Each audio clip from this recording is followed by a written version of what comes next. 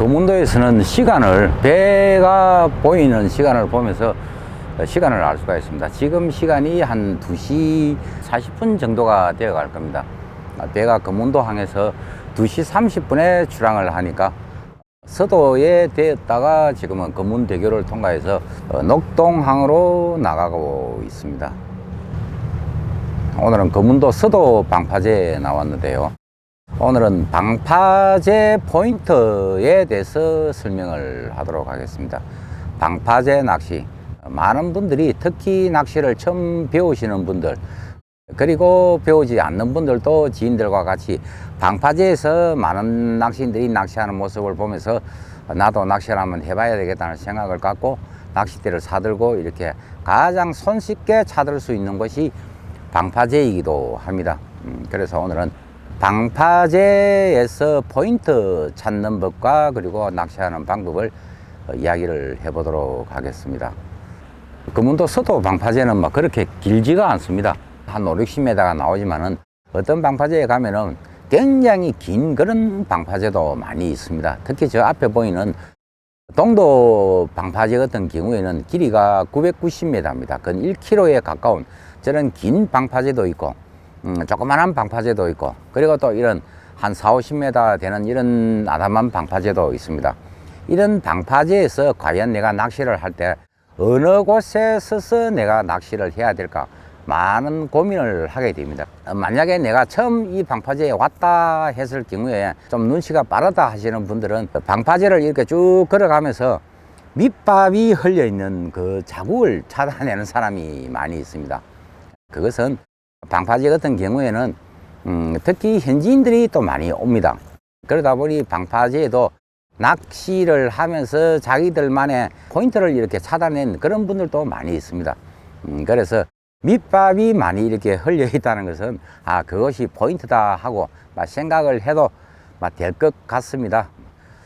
하지만 그런 자리가 없고 새로운 그 포인트를 찾아야 된다 했을 때는 일단은 조류를 먼저 생각을 하고 방파제에 앉아야 됩니다. 조류를 먼저 생각을 해야 된다는 것은, 방파제라는 것은 바다를 인공적인 구조물로서 이렇게 물길을 가로막아가는 겁니다. 파도가 이렇게 넘치지 않게끔 테트라포트를 설치를 하고 뒤에는 석축을 쌓아서는 인공적으로 물길을 가로막아 놓은 것이기 때문에 조류가 좀 부딪히면서 나가는 그런 곳이 많이 있습니다. 그래서 이런 곳에서는 조류가 예상외로 좀 빨리 흘러가는 그런 곳이 많이 있기 때문에 일단은 조류, 모든 낚시는 조류 낚시입니다. 잡어를 한 마리 낚더라도 조류가 조금 흘러가는 곳, 그리고 모든 또 낚시에서는 조류가 어느 정도 흘러줘야만 대상 어종들이 또 입질을 하고 고기들도 입질을 잘 합니다. 그래서 오늘의 물때가 과연 내가 낚시할 때 어떤 물때인가, 살이냐 조금이냐를 내가 이렇게 생각을 하면서 방파제에 들어와서는, 살이 물때 같으면은 조류가 아무래도 빨리 흘러갈 겁니다. 빨리 흘러간다는 것은 저 꽃뿌리 부근, 지금 등대가 서 있는 저 꽃뿌리 부근에서 본류대가 이렇게 받치면서 지나가는 그런 경우가 굉장히 많이 있습니다. 그래서 살이 물때에서는 되도록이면은 꽃뿌리 등대의 끝부분을 피해주는 것이 좋습니다. 그런 자리에서는 아무리 명포인트라고 하지만은 욕심을 내서 그 자리에 내가 선다고 이렇게 가정을 했을 때는 낚시하기가 굉장히 힘들어집니다. 그나마 조류가 뒤에서 이렇게 쭉 뻗어나가는 조류가 되어서 내 채비가 앞으로 쭉 이렇게 흘러간다면 모를까, 반대로 이렇게 부딪혀 오는 조류죠. 남바다에서 방파제를 향해서 이렇게 부딪혀서 올 때는 테트라포트에 부딪히면서 이렇게 쭉 감아서 이렇게 흘러갑니다. 이런 곳에서는 아무리 내가 멀리 채비를 던지고 하더라도 금방 방파제 테트라포트 앞에 이렇게 내 채비가 흘러와서는 미끌림이 생겨버리는 그런 경우가 굉장히 많은 그런 물때이기도 합니다. 그래서 살이 물때는 가운데 부근이나 조금 안쪽으로 들어와서 조류의 흐름이 조금 완만한 곳을 선택을 해서 낚시를 하는 것이 좋습니다.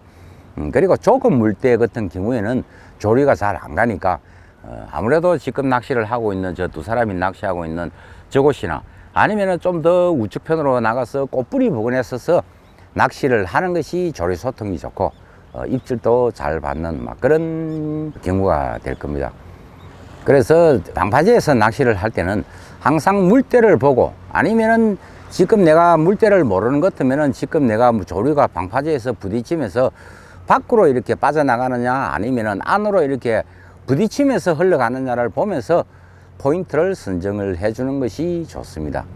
밖으로 쭉 뻗어나가는 조류 같으면은 예를 들어서 내가 막 본류대에 낚시라도 조금 자신이 있다 하시는 분은 사리 물때라도 끝쪽에 앉아서 본류대를 튀어서 이렇게 쭉 흘려보는 방법도 굉장히 좋은 방법입니다.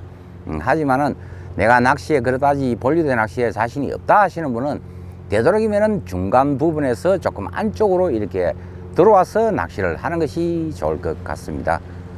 그리고 또 한 가지는 테트라포트를 이렇게 보면서 포인트를 찾는 방법도 있습니다. 테트라포트의 모양과 그리고 테트라포트가 빠져 있는 이렇게 조금 멀리서 이렇게 보면은 테트라포트 앞에 물속이 이렇게 앞쪽에는 좀 시커멓게 이렇게 되어 있습니다. 시커멓게 되어 있지만은 어떤 곳은 앞쪽이 시커먼 색이 아니고 조금 흰색이 되어 있고, 어떤 부분은 조금 그 시커먼 부분이 좀 더 길게 이래 뻗어 나가는 곳이 있고, 가지각색으로 수중 속에 그런 물색을 나타냅니다. 그것은 물 속에 테트라포트가 어떻게 빠져 있는가를 나타내는 거죠. 물 속에서 테트라포트가 쭉 이렇게 연결이 되어 있기 때문에.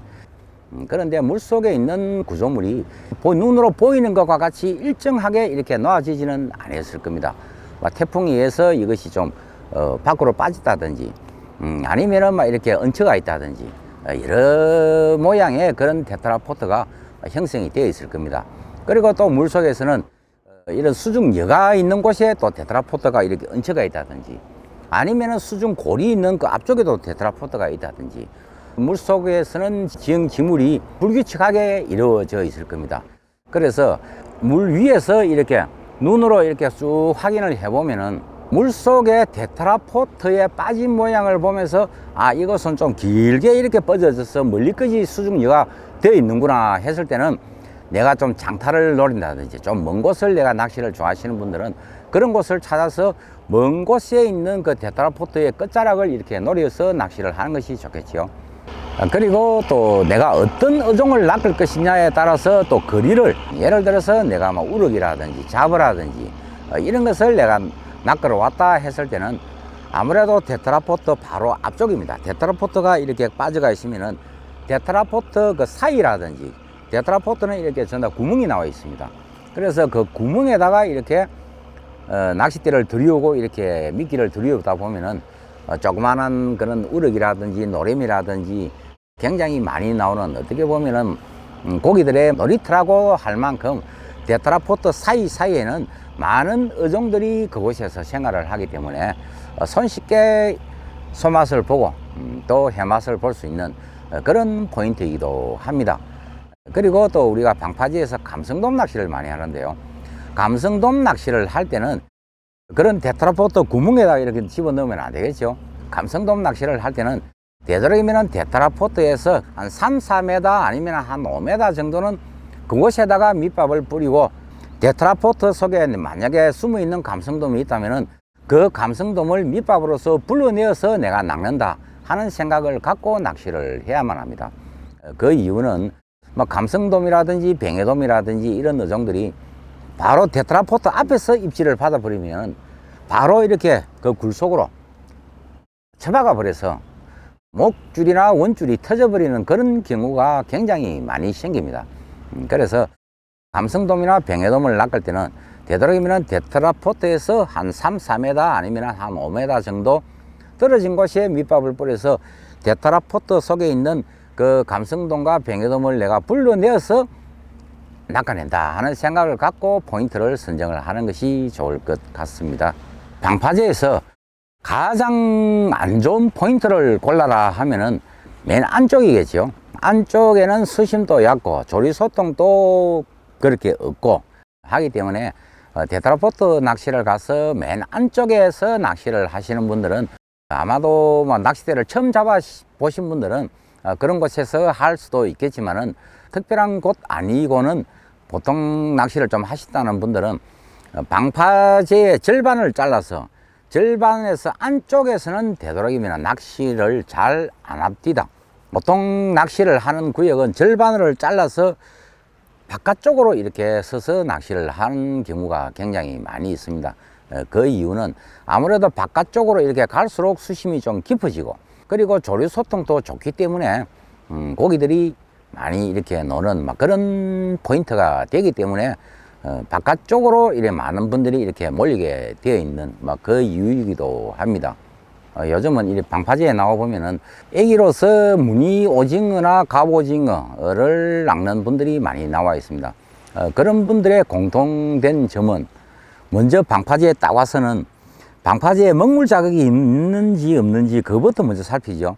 먹물 자국이 군데군데 있으면은 이것이 포인트다 하고 낚시를 열심히 합니다. 하지만은 방파제에 먹물 자국이 없으면은 이것은 오징어가, 무늬 오징어가 없구나 하고 다시 돌아가는 그런 경우가 많이 있는데요. 지금 제가 이렇게 내다보니 저기도 보니까 먹물 자국이 흘려져 있네요. 방파제 같은 경우에는 와서 남들이 낚시를 했던 그 흔적을 찾으면서 요것이 포인트구나 하고 빠르분들은 또 포인트를 정하는 그런 방법도 굉장히 현명한 방법이 될 것 같습니다. 방파제 낚시에서는 어떻게 보면 찌낚시보다도 민짱대 낚시가 효력을 더 발휘를 많이 하는 경우가 많이 있습니다. 그것은 찌낚시로 할 때는 미끌림이 굉장히 많이 생겨납니다. 물속에서 보이지 않는 테트라포트가 이렇게 물속에 빠져 있기 때문에 그런 이유가 될 겁니다. 그래서 이런 곳에서는 찌낚시보다는 민짱대 낚시가 굉장히 탁월한 효과를 발휘를 하는 것이 방파제 낚시이기도 합니다. 민짱대 낚시로서 병해동과 그리고 또 감성동과 그리고 각종 잡어들 굉장히 재밌게 낚시를 할 수 있는 곳이 이런 테트라포트가 있는 방파제 낚시가 될 것 같습니다. 요즘은 그 테트라포트도 위험구역으로 지정이 된 곳에서는 낚시가 금지가 된 곳이 많이 있습니다.